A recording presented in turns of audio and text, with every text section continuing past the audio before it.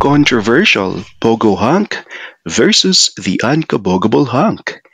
Kanino ka makikipag-date? Tara, let's do this! Pero bago tayo magpatuloy, please like, share, and subscribe.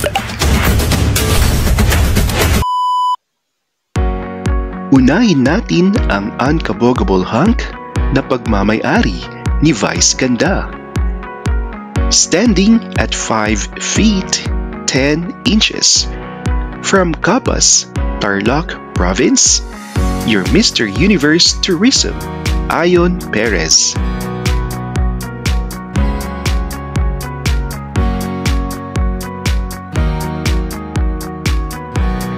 Si Ayon ay nakilala hindi dahil sa pagiging representante ng Pilipinas sa Mr. Universe Tourism, kundi sa kanyang pakikipagrelasyon kay Vice Ganda, ang unkabogable talent ng ABS-CBN.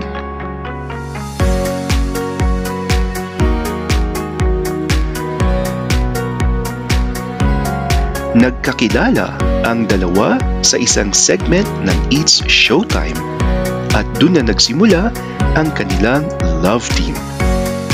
Kinasal ang dalawa noong 2021 at going strong pa din ang couple.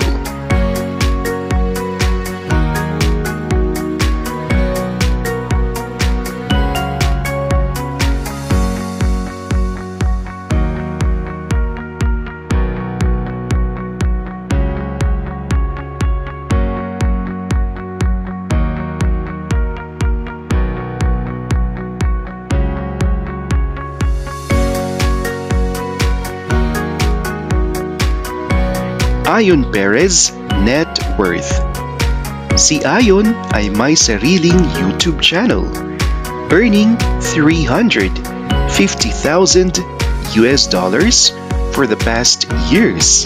At kung i-convert natin ito sa peso, ay more than 6 million pesos.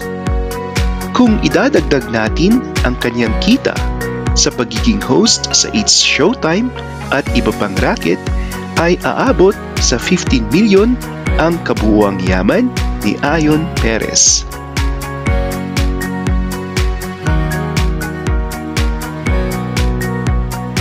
Once again, the unkabogable hunk, Ayon Perez.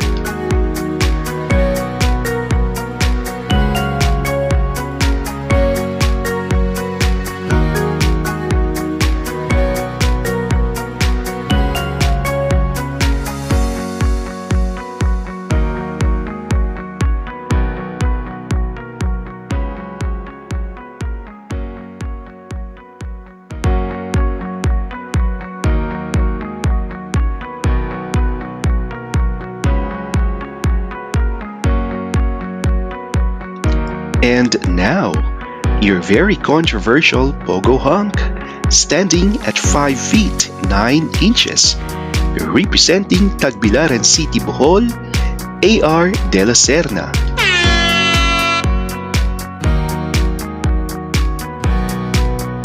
Si AR ay graduate ng Business Administration sa Holy Name University in Tagbilaran at naging pambato ng Pilipinas sa Mr. Supranational 2016.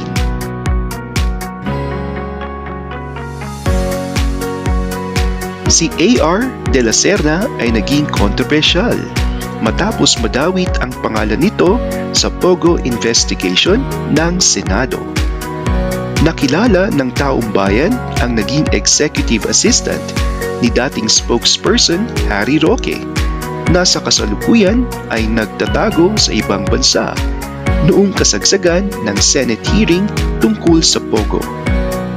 Sa ngayon, iniwan na ni AR ang kanyang sugar momshi na si Harry Roque dahil ayaw na nitong madawit sa issue.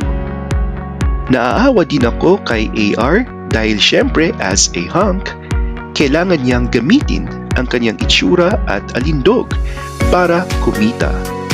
Ngunit sa maling tao siya nakisama.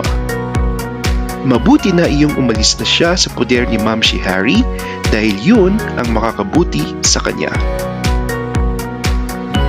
Walang datos kung magkano ang net worth ni AR, pero as a former Pogo executive assistant, malamang sa malamang ay aabot na din ng milyones ang kinita nito as an executive assistant. There you have it, guys, your controversial and unkabogable hunks, Ion Perez and AR De La Serna. So who's your bet for a one-night date?